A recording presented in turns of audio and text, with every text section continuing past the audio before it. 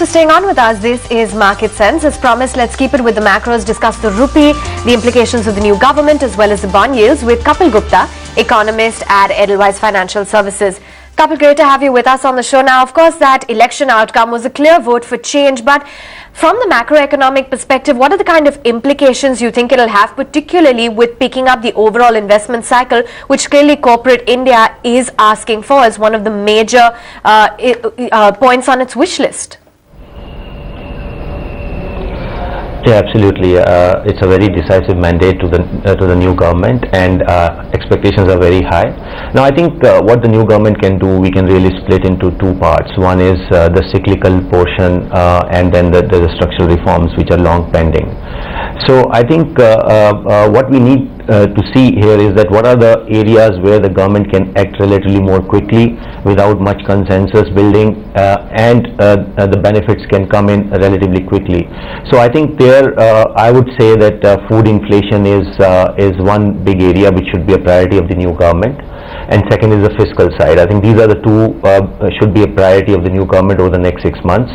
On the inflation front, I think as we discussed last time when we interacted, that food inflation, a large part of it is also due to the policies of the government, particularly MSP hikes, and more importantly the procurement policy. So I think especially when we are entering into a monsoon season, which there are risks to the downside, it's very important that food inflation should be the key priority, and the government should be proactive in terms of offloading stocks if anything goes wrong. So I think that's what we would be watching in the very near term. And the second is the fiscal front. And here our view is that instead of going for a very aggressive fiscal consolidation for the third year running, it would do well to have a more moderate targets for fiscal deficit, and try to rotate the expenditure towards capital expenditure, for example in roads, railways, even in social services like education and health, which have been reduced significantly over the last 2 years in a bid to cut down the fiscal deficit. Kapil, having said that, do you think that obviously the new government will not be able to change things overnight, so that the recovery then in the GDP growth is going to be, prove a little bit protracted, possibly more sideways until we actually see some reforms being implemented? Yeah, exactly. I mean, if you look at the business cycle right now, both the levers of macroeconomic policy, which is fiscal as well as monetary, are demand restrictive. We have high capacity, we have low capacity utilization level. Corporates are sitting on idle capacity, whereas any indicator of demand is showing that it's very weak. So I think something needs to be done about that. And I think the key to this solving this puzzle is actually bringing down inflation, so that at least one of the macroeconomic policies, particularly monetary policy, can start to support growth in the economy, whereas fiscal can continue to consolidate. Okay, Kapil, the other thing that I wanted to find out from you is, how are you viewing one, the inflation issue, and two, what kind of an impact, if at all, could El Nino have? Because a lot of companies that we speak to actually say that it would be a zero impact on them, agri companies, agri input companies, because there's a pricing would essentially make up for any kind of lost volumes. So those guys don't seem to be worried. What kind of an economic impact could it have? Because you mentioned the GDP at large, but what about El Nino in particular if it's more severe? Yeah, so El Nino is always a mystery. I mean, if you look at the last historical data, the history is very mixed on El Nino front. I mean, it doesn't necessarily mean that it will lead to very sharp drop in the output. But having said that, it remains a risk. And from the GDP perspective or economy more generally, I think inflation is one thing which will have a negative impact on the economy, and some fall in the output or some slowdown in the agri output would also have some cascading impact on industry and services as well. So from macroeconomic perspective, the risk cannot be ignored at all. And that's precisely why I mentioned in the beginning that government needs to be proactive on this front, and we are hopeful on this front is because previous regime of NDA from 1998 to 2004, we have seen severe droughts in 2 years, but cereal inflation was very well contained, precisely because the government was very proactive with its procurement and offloading policies.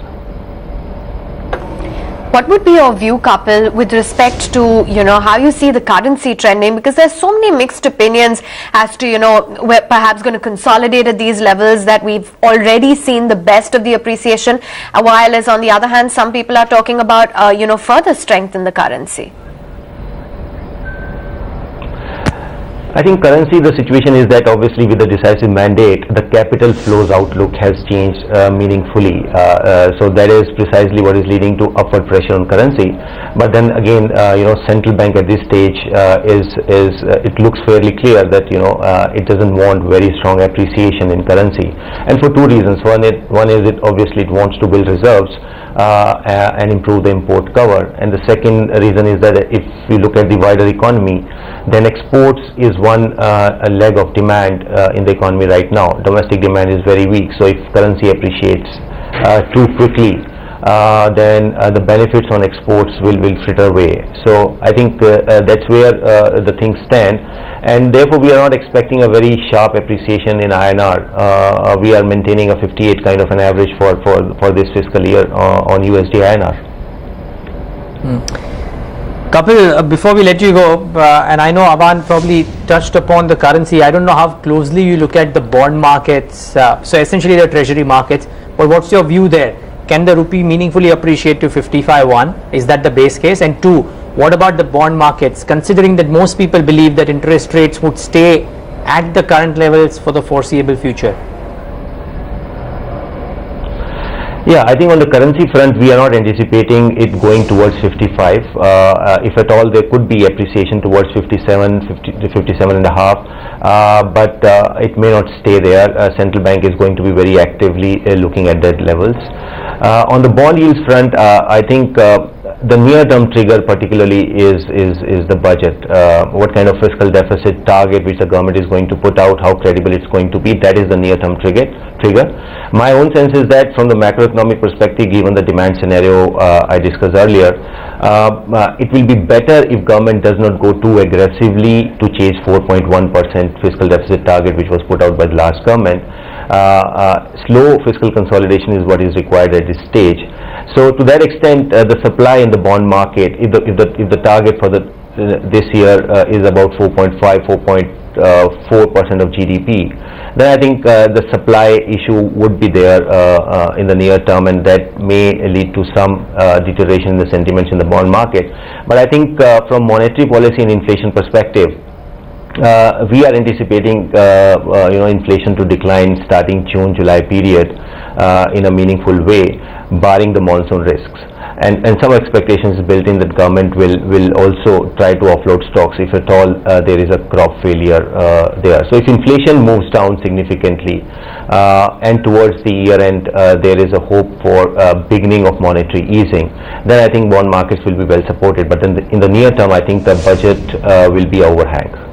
Okay, Kapil, great having you with us on the show. Thanks so much for joining in and giving us your expert opinion on the overall macroeconomic conditions.